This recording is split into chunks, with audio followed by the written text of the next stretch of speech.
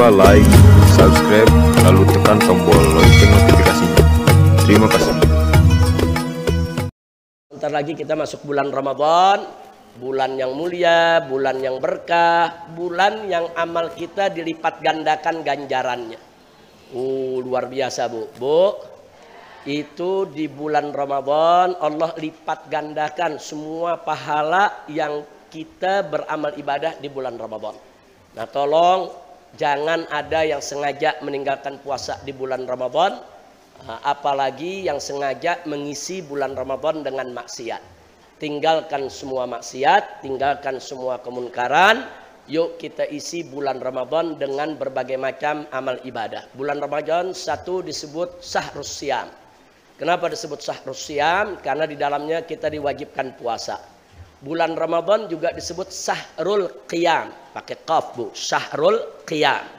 Nah kenapa disebut Syahrul Qiyam? Karena di bulan Ramadan itu sejak dulu kala sampai sekarang, karena memang dianjurkan Nabi, banyak diisi dengan sholat malam. Sholat tarawih itu termasuk sholat malam Bu. Sholat tarawih itu termasuk sholat malam. Belum lagi nanti ditambah dengan tahajudnya dan lain sebagainya. Makanya disebut Syahrul Qiyam.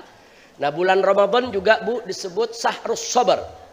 Bulan kesabaran. Karena kita semua dilatih untuk bersabar, menahan diri dari hal-hal yang halal. Makan itu halal, minum itu halal. Kemudian hubungan suami istri itu halal. Tapi di siang hari bulan Ramadan yang halal-halal itu nggak boleh kita lakukan.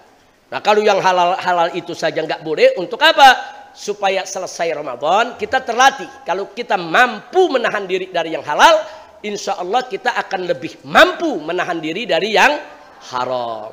Nah makanya ini merupakan Syahrus Sabar, bulan kesabaran. Kita dianjurkan untuk sabar di bulan Ramadan. Kemudian yang berikutnya bulan Ramadan juga disebut Syahrul Quran. Disebut juga bulan Al-Quran. Kenapa? Karena Al-Quran pertama kali diturunkan, yaitu Iqra bismi rabbikal ladzi khalaq dan seterusnya, terjadinya di bulan Ramadan. Jadi bulan Ramadan ini juga disebut Syahrul Quran. Tapi jangan lupa Bu, ternyata Ramadan juga Syahrul Jihad. Bulan jihad, baik jihad akbar maupun jihad asghar. Nah jihad asgharnya di mana? Di bulan Ramadan inilah Bu ya terjadi perang Badar. Perang Badar itu terjadinya di bulan Ramadan. Jadi siapa bilang bulan Ramadan nggak boleh jihad? Kita nggak boleh mengganggu orang, kita nggak boleh menyerang orang. Tapi kalau musuh menyerang kita, membantai kita, apalagi di bulan Ramadan, kobarkan perlawanan. Seperti di Palestina, dibom terus sama Israel sampai bulan Ramadan nanti dibom, lawan. Boleh perang di bulan Ramadan. Nabi pernah perang di bulan Ramadan, yaitu perang Badar. Makanya Ramadan juga Syahrul Jihad. Jadi jangan mentang-mentang Ramadan nanti wah nggak boleh kita kalau ada kemunkaran diem aja. Sabar bukan begitu Bu. Jangan diartikan sabar itu ada maksiat diam, ada munkar diam, ada yang merusak bulan Ramadan diam. Enggak, bukan itu sabar. Justru kalau kita melawan kemunkaran, melawan kemaksiatan, tetap amar ma'ruf nahi munkar di bulan Ramadan, itu justru juga termasuk kesabaran dalam berdakwah, dalam berhisbah, dan dalam berjihad. Insya Allah. Nah maka itu. Dan nggak sampai di situ. Di bulan Ramadan juga ada Lailatul Qadar. Nah, jangan lupa malam yang begitu agung, malam yang begitu mulia. Jangan lupa siapa yang ingin mendapatkan Lailatul Qadar, berusahalah berbuat baik, menjadi orang baik dari awal Ramadan. Kadang-kadang enggak Bu, orang mau dapat Lailatul Qadar ditungguin, oh nanti malam ganjil 10 malam terakhir. Jadi malam-malam lain dia banyak mainnya, nggak ibadah. Tahu-tahu di ujung hari pengen dapat Lailatul Qadar. Yang begini biasanya nggak dapat nih Bu, yang dapat yang dari awal Ramadan. Nah, dia jaga puasanya, dia jaga sholatnya, dia jaga ibadahnya.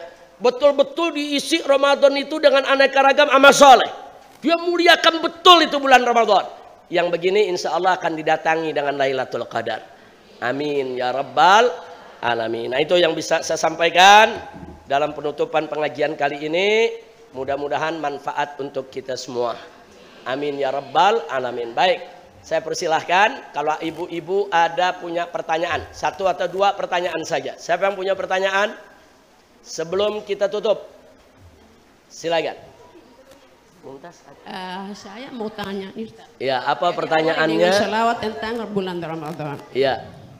Mau tanya ini tentang Ramadan ini, banyak para ulama mengatakan bahwa puasa ini, kata Allah berfirman dalam hadis qudsi bahwa puasa ini untuk Allah Subhanahu wa Ta'ala. Islam ini didasari atau dilandasi atas 5 ini. Yang 4 ini untuk hambanya, kecuali salawat itu as-saumu li wa ana ajazi bihi. Kata Allah Subhanahu wa Ta'ala, salawat puasa itu untuk aku dan akulah yang membayar salawat pahala puasa itu. Mohon penjelasan tentang as-saumu li wa ana ajazi bihi. Syukran katsiran. Assalamualaikum warahmatullahi wabarakatuh. Waalaikumsalam warahmatullahi wabarakatuh. Baik Ibu, ada satu hadis qudsi. Hadis qudsi itu adalah firman Allah yang maknanya dari Allah, redaksinya datang dari Nabi kita Muhammad Sallallahu Alaihi Wasallam. Dan hadis qudsi itu tidak melalui proses pewahyuan, tapi dia bisa lewat proses ilham atau manam dan lain sebagainya.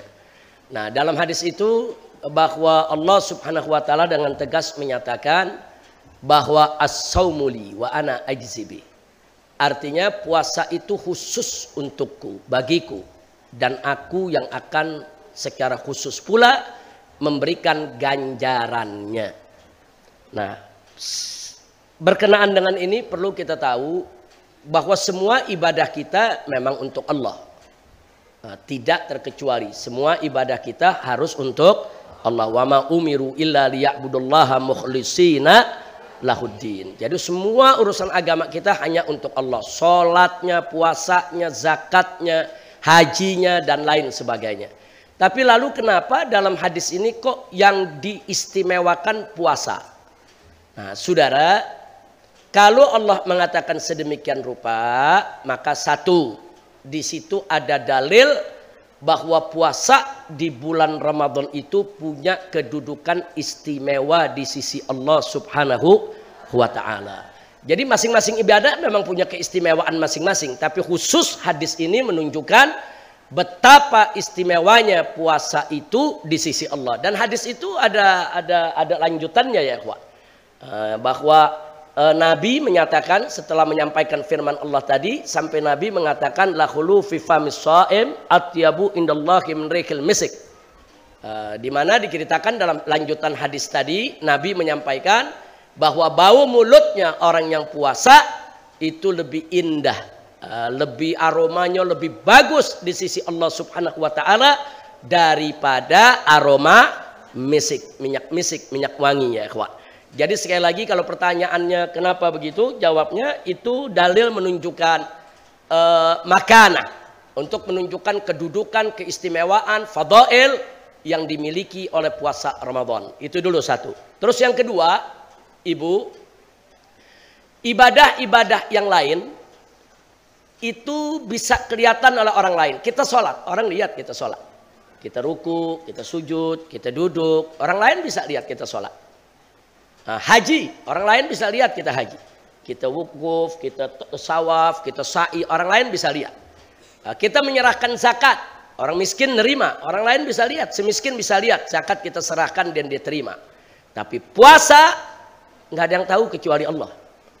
Jadi kalau kita lihat orang puasa, katakan puasa Senin Kemis, kita tahu dia puasa, kalau dia nggak ngomong, nggak tahu.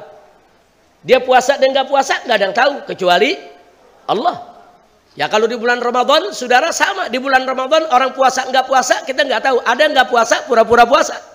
Depan kita ada nggak makan, nggak minum. Kita nggak tahu dia puasa apa nggak puasa. Nah, jadi ini bedanya antara ibadah puasa dengan sholat, dengan zakat, dengan yang lainnya bisa terdeteksi oleh indera orang lain. Tapi puasa kita nggak bakal tahu ya kawan. Kecuali kalau orang yang bersangkutan ngomong, saya sedang puasa. Nah, kecuali kalau kita sediain makanan dia nggak makan, dia nggak minum, itu pun belum tentu kita tahu dia puasa. Jangan-jangan dia nggak doyan aja dia nggak makan. Nah, jelas Bu ya.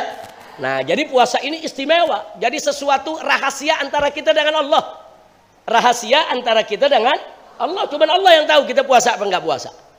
Nah, tapi kalau yang namanya sholat, ya itu hubungan kita dengan Allah, tapi nggak terlalu rahasia, orang lihat, apalagi sholat berjamaah di masjid, semua orang lihat, zahirnya kita puasa. Soal hatinya khusyuk atau tidak, itu persoalan lain.